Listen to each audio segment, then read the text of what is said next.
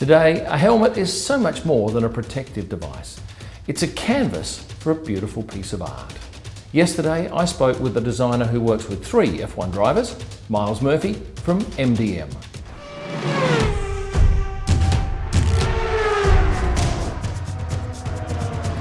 So Miles, thanks for joining us today. Tell us straight away, F1, you've got a big involvement, you've got a number of drivers that work with you. Who are they? I currently work with George Russell, Lando Norris and Alex Albon. We do the website and helmet designs for George and Alex, and we do all their helmets for Lando. We've done things like special one-off boots for the Monza GP last year when they had the Rossi stuff. And so we've been working with Lando and George since late 2013, Alex since the start last year. How does one get into this game for a start? Because you've been designing helmets for a number of years, yes?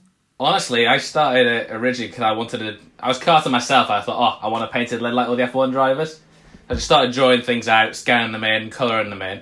Eventually then started using Photoshop and stuff like that and putting my work on Facebook when I was 15, 16 at the time.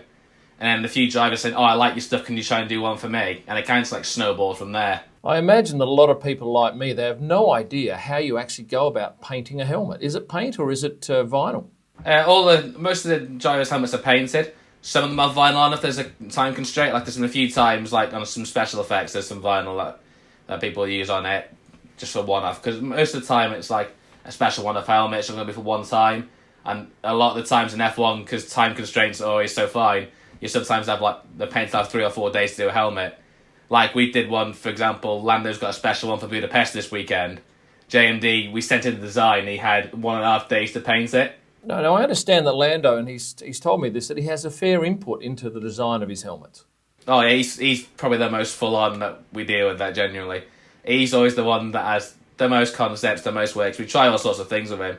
He likes to do his own bit in Photoshop, he's good at it as well. So there'll be a few times that I'll ping him an idea over, he'll come back and say, I'll try this that I've done. And then we'll do another few versions, and then he'll might come up with something else that we work on. With the special helmets, it gets quite interesting because, for example, when we were doing Mexico last year, there was one of those where he said, I want to try something like the Day of the Dead theme or some sort of Aztec-y theme. So he did 4 or 5 on that, sent it over. He had his little play on it and say, I want to try this, try that. And then that's how we ended up with this helmet here, the little mini one here. Who actually produces the mini helmet? Bell produced all the half-scale ones. It's they have a deal with the drivers and they basically confirm which helmets they want to have as a special, and then they'll produce a limited amount of them. I think it was 500 to 1,000 pieces of the Mexico one. Different driver to driver. I think Hamilton had a special edition for his early season helmet, and he'll have another one for when his new helmet comes in. What happens to the helmets after Lando's worn that one you just showed us there, the real one? Do you know what happens to them? Depends on what they want to do. I know he has a ginormous collection of where a lot of them are. It's if you've seen this Sky Sport Crib episode, he's got 20 or 30 in there. George keeps a lot of his in different houses. Alex is the same. We've been lucky. George and Alex sent us a full scale one. Lando had to dot his around, so we'll get one of them maybe, hopefully someday. But it's one of those where a lot of it's memorabilia. It's kind of a story of their years. Have you ever seen them come up at auction, and if so, what sort of dollars do they raise? I honestly couldn't tell you. I'm not sure, to be honest. I know there's a few that go to charities, a few other drivers auction helmets for the COVID appeal at the start of the season. But I can't remember the totals on that. They can go for quite a lot. I mean, the helmet itself is the shell itself is $5,000, and then when they put the paint on it, and it all snowballs from there.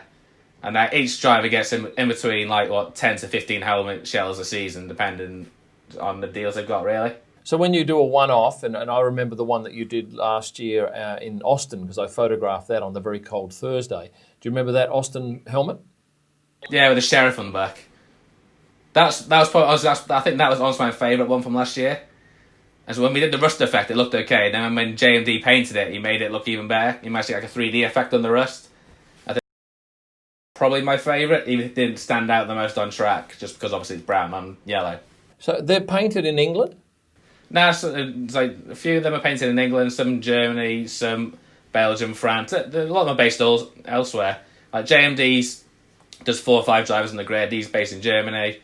BS Designs, he does 5 or 6. He's based in France. There's a couple of painters in the UK. There's a couple of painters in other parts of the world. So it's quite global in terms of where they get the helmets painted and stuff like that. What helmet do you like that you haven't designed? My favourite one on the grid is actually Seb's. just because it is so clean and so simple. It's one of those where you look at it, it's a timeless piece, and you can do pretty much anything you want on either side, and it can still make it unique. Like, for example, when they used to have the helmet rule where you could only do certain changes. Seb's was basically, you could swear that was built for that, because the same design is always the same, but you can do things in bits and bobs in the back of it. As long as it doesn't go too extreme, you can still get away with it.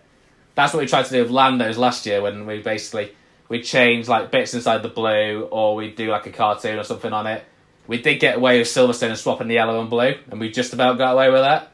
Obviously now they've opened up the rule this year, you can change it completely if you really want to, but no one's really done that yet. Are there any things you have to bear in mind that might compromise the safety of a helmet and you can't touch? No, it's one of those. The shell itself, you don't do anything that reacts with that. All the paints are like quite safe with it. There's nothing as a design really that we can do to make it any unsafe. The only thing you have to be aware of really is anything like profanity or anything that's like borderline with copyright and stuff. So you try and avoid over that. Everything we do is like from scratch. And anything that's say like references to like war and stuff you can't do. For example, we were looking at when we did the Austin helmet. Oh, when you have like some gunshot wounds, they said straight away, no, you can't do that. Just nothing like that. So that's why we went for the aluminium approach with the pop rivets in instead, just give a similar effect. Have any of the boys signed helmets and given them back to you as keepsakes? George did one at the end of last season. It's one that he sent us he got a full replica one done, signed that and gave it to us. Alex gave us one of his. Those are quite special. You keep all of them for a while. I quite like the mini helmets because you can dot them around the office and stuff like that, and they fell out quite well. We've got Lando's main one from last season. Obviously we've got his Mexico one here. And then we've got the mini ones here for George and Alex as well, with their main helmets. So do you have to send the artwork for those to, say, Bell helmets, and they then produce them from your artwork? Yeah, and then they produce it from that. And is it an exact copy of what Lando would be wearing, or because the painter might do something? It's an exact replica, so you send the colours and everything as well. They even got bits and bobs, like, and you probably can't see it on the camera, but you can see like on this one has a matte finish on some parts of it, and yeah, the standard helmet was glossy at the start of the season, so you can do bits and bobs like that as well. Like, people notice, like, if they got a Hamilton one, he has like a little flake in it as well.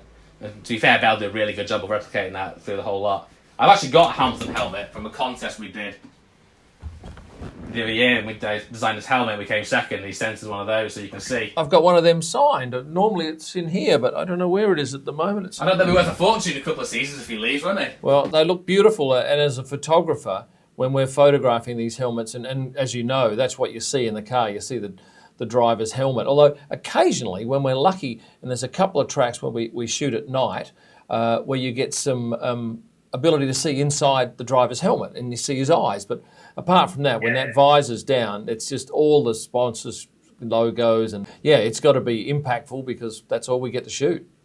Yeah, that's the main thing. That's basically how I got involved, because I wanted a helmet that stood out on track. So like, mine's green, for example.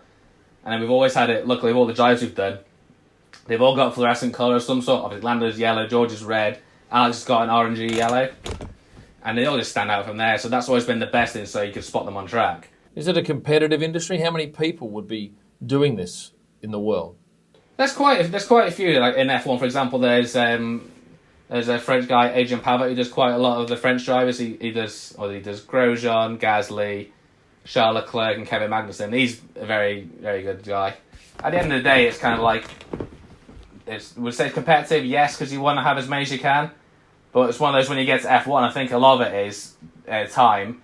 I don't really think, if I had any more than, like, say, 5 F1 drivers, could I get them all done if they all last for one race? Probably not. They're definitely works of art, and they're works of art on a curved surface, which I guess adds another element of difficulty. So, look, my hat's off to you, Miles. I really appreciate the opportunity to have a chat. Yeah, no problem. Thank you very much for this. Bye-bye. I trust you've learnt a little bit about what goes on behind the scenes designing a helmet. If you've liked the video, please hit the like button and subscribe if you haven't done so. But more importantly, if you like F1 and you love the drivers, there are 23 beautiful photo books that I've produced, and I invite you to pick up 1 or 2 or more if you like. Head online to kimellman.com, pick the driver book you love. It'll be with you in 8 to 14 business days. Thanks for watching, and stay passionate.